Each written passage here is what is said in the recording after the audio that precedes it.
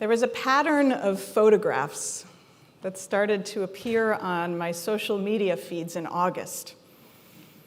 There were pictures of some friends, some colleagues in the Jewish professional world posting a picture of themselves in a peculiar pose.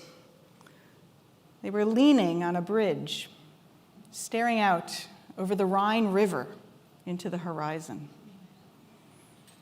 All of them were reenacting a very famous photograph taken 125 years ago. It was a photograph of Theodor Herzl standing on that same balcony that same bridge in Basel, Switzerland, on the occasion of the very first World Zionist Congress.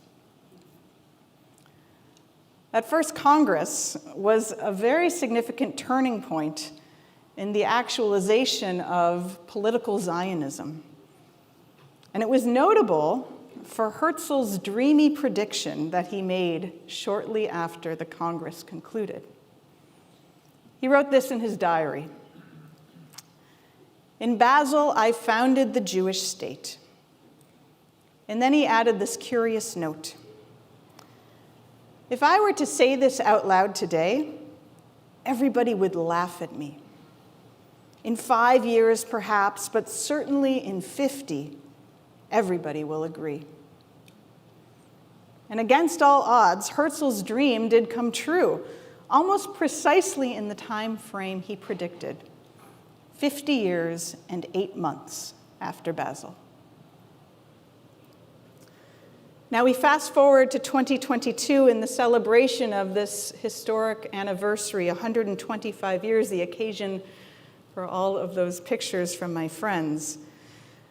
And the current president of Israel, Isaac Herzog, gave the keynote speech in that same hall in Basel where the first Congress was held. And he urged attendees to help reclaim a word so associated with Theodor Herzl: Zionism. Herzog remarked, "We must reclaim the term Zionism for ourselves, with our heads held high and our backs straight, as an expression of our own national identity, traditions, hopes, pride, enlightened values, justice, and commitment to Tikkun Olam." He continued, "I appeal to you all, dear brothers and sisters, with this clear and lofty call. We must reclaim Zionism. This is the mission of our generation." As I'm sure many of you are familiar, living in our world as a Zionist, in particular as a young Zionist, is not always easy. Countless examples have been reported of students on university campuses being ostracized, excluded, ejected, and shamed because of their public identities as Zionists or affiliation with Israel. Recently, for example, student groups affiliated with the law school at the University of California, Berkeley, adopted a bylaw pledging not only to support boycotting, divestment from, and sanctioning Israel, the BDS movement, but also that they will not invite speakers who have expressed and continue to hold views in support of Israel. Incidents such as these are becoming commonplace on campuses across Canada and the US, in which students feel pressure to swear purity oaths, rejecting any affiliation with or affection for Zionism.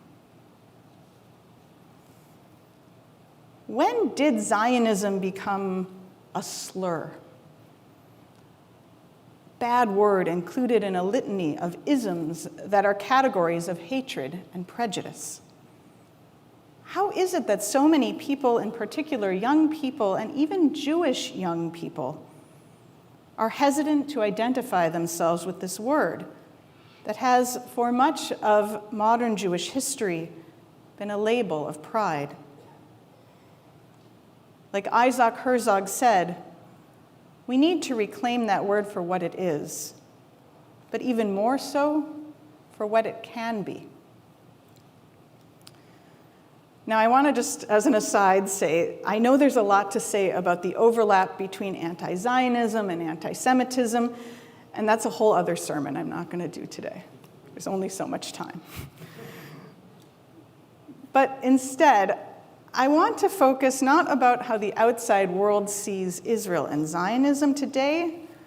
I want to have a family conversation, because I feel that the way in which we as modern diaspora Jewry relate to the state of Israel and Zionism is shifting, and we need to talk about it and think about it.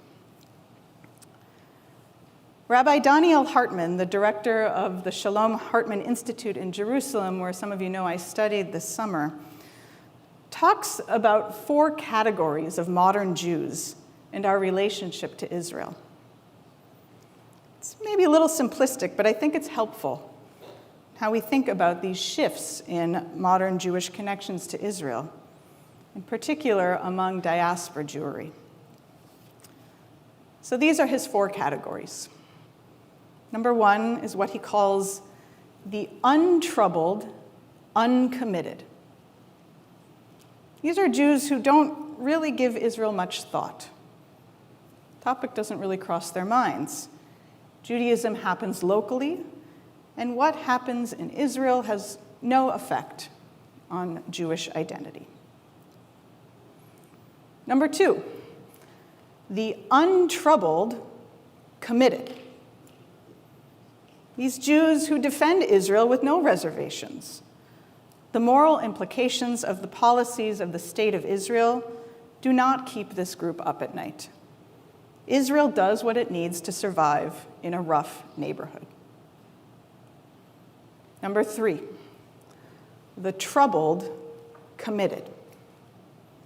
This group, Rabbi Hartman says, covers the majority of North American Jewry. This group is committed to Israel, but troubled by the tensions between the reality on the ground and some of their most sacred Jewish values. This group feels very connected to Israel, is proud of Israel's many accomplishments.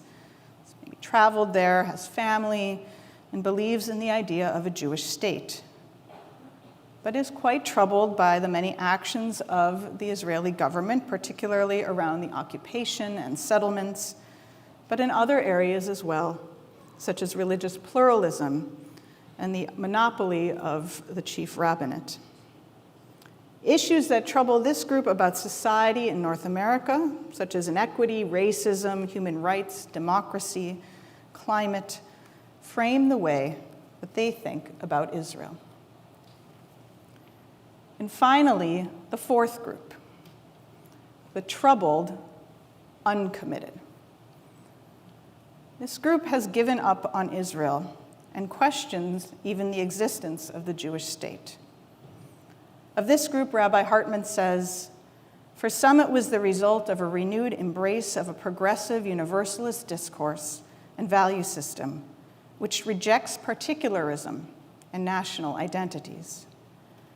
For others, the dissonance between their liberal Jewish values and the reality on the ground in Israel simply grew intolerable. In their eyes, the extended occupation made Israel no longer an ongoing experiment, but a failed one. So one of my great fears as a rabbi is that the size of group number 4 is growing. That Jews who grew up feeling strongly part of the Jewish community are losing their sense of connection, affinity, and commitment to Israel. My job as a rabbi is not about politics, it is about faith.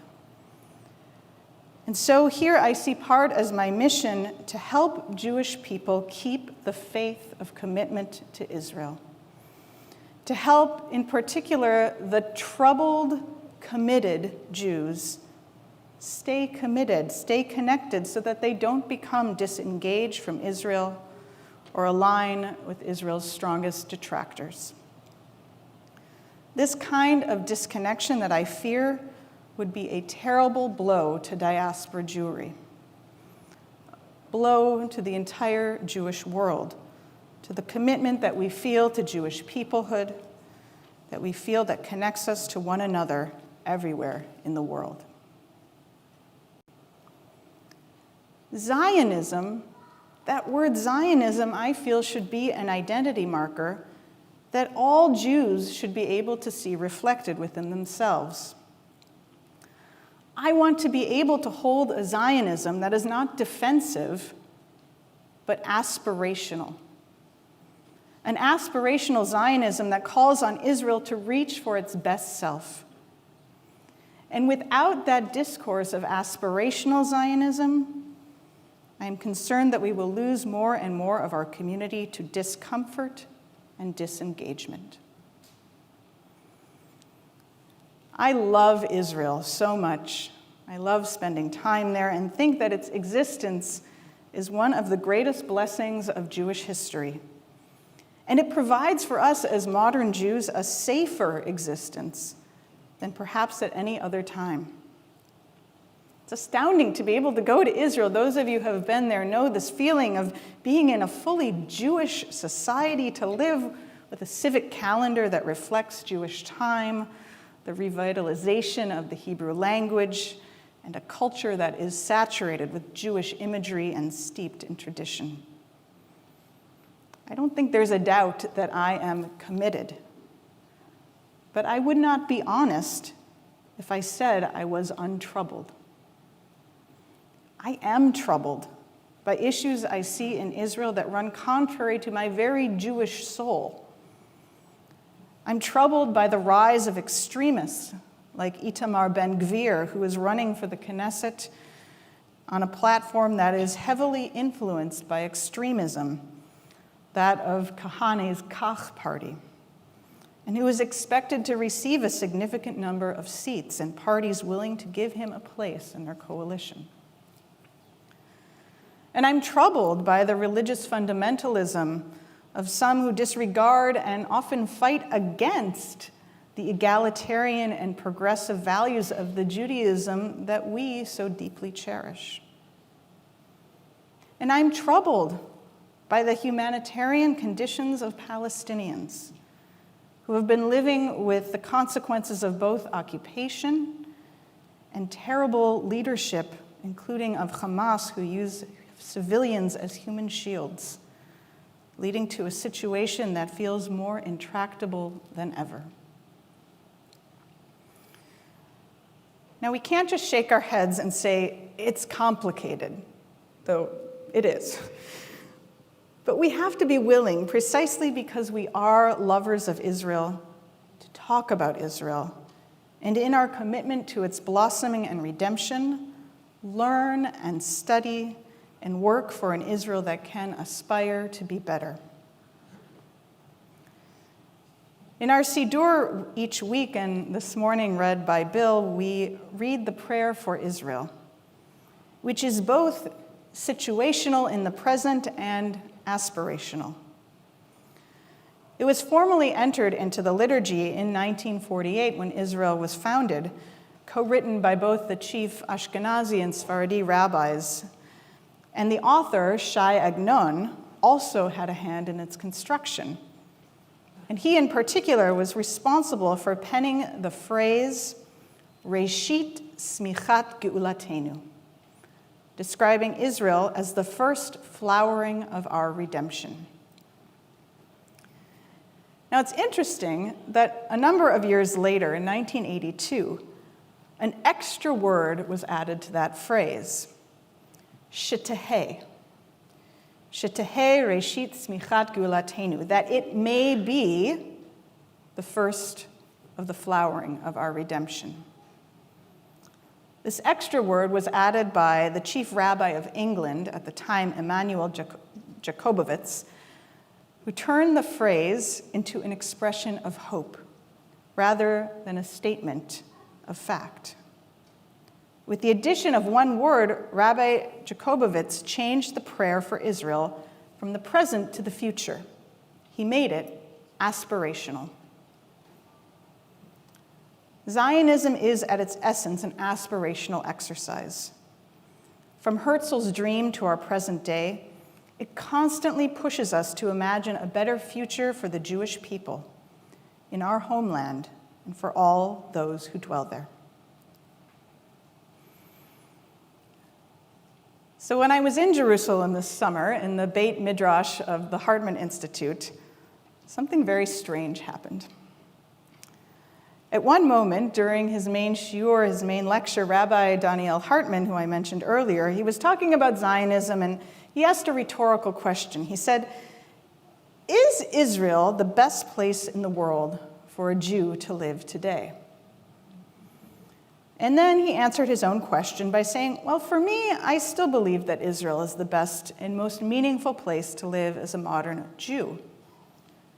But on an objective scale of safety, religious freedom, and overall quality of life, the real answer is probably Vancouver, British Columbia."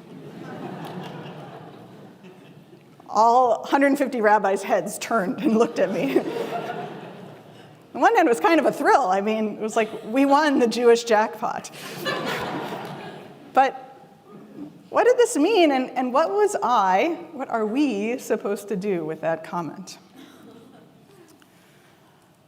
Sometimes, as Jews in the diaspora, we are told to stay out of things. We don't vote, we don't serve in the IDF, we don't deal with rocket fire and suicide bombings. All of this is true. And yet, we have an undeniable tie to the fate of Israel. We care about what happens in Israel, and what happens there affects us very deeply in the diaspora. I think this last point is one that I am really starting to feel and understand. That there is a mutuality of responsibility for one another as a global Jewish people. We have real interest, yes, not as citizens, but as an involved party. We have obligations to dream and aspire and enter the conversation. Theodor Herzl died very young. He was only 44 years old when he died. In the last year of his life, he published an essay for youth that was evidence that within his Zionism, that a dream should always continue to blossom.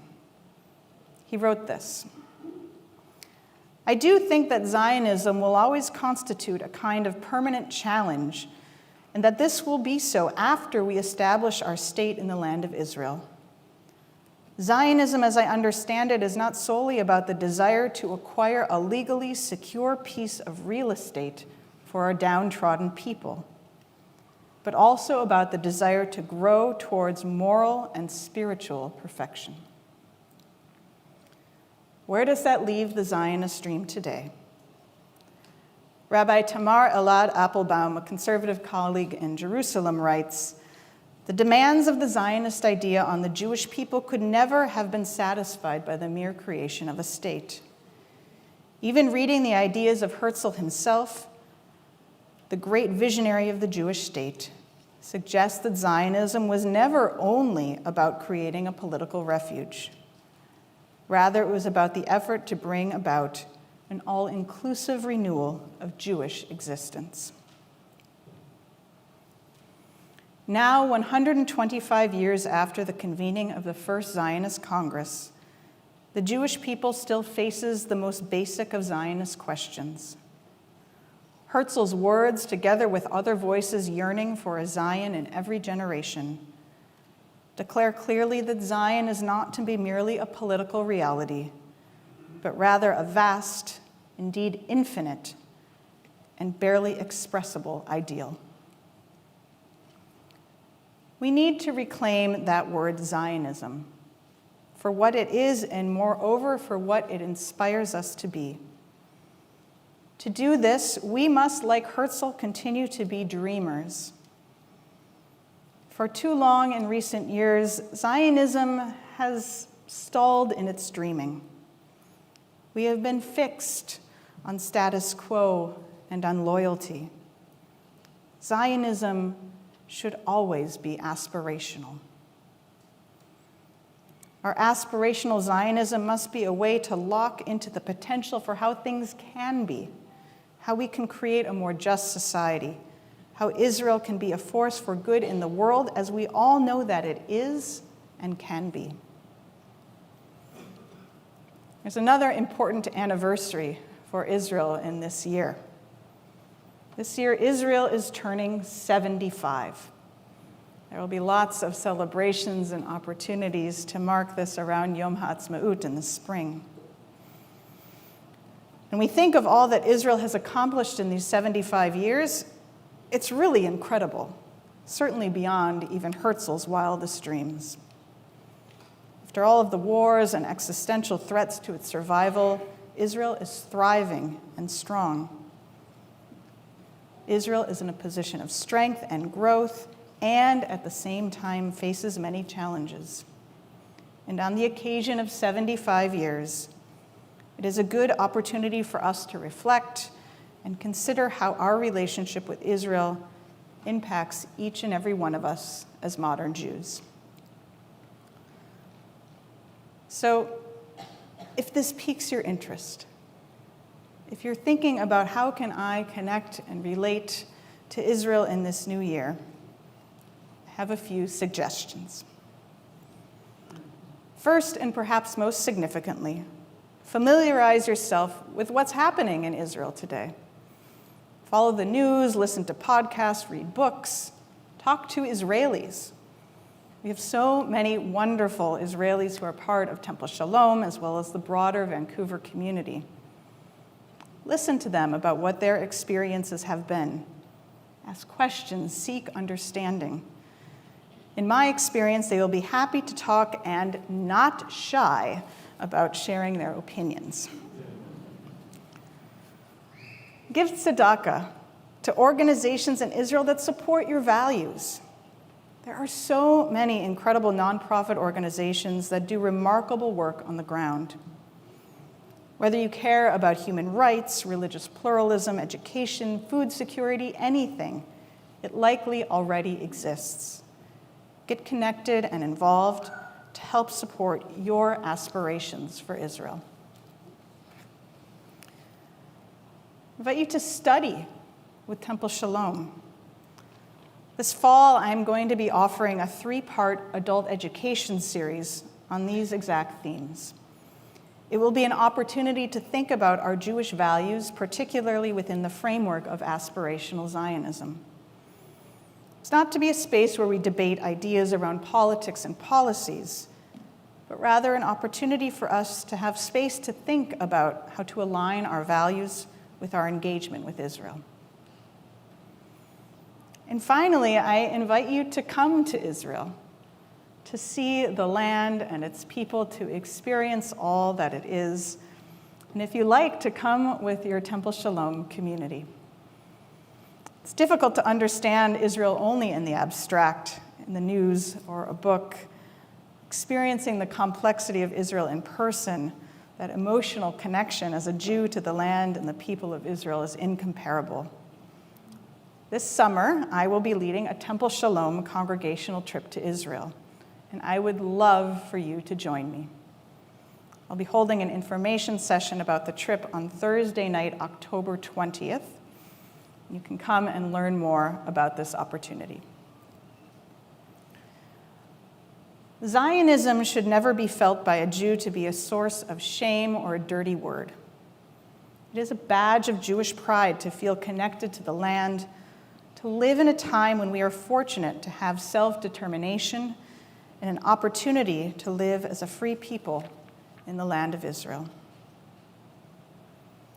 Israel is the place of the Jewish people to dream together and to turn our dreams into reality.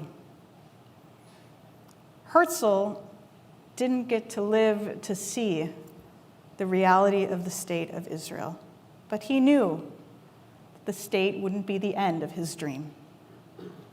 The dream about the values of the society that could and will be created is about the aspiration to get there. While we still have ways to go, I will say proudly as a Zionist that I am still dreaming too. Gemar Chatima Tova.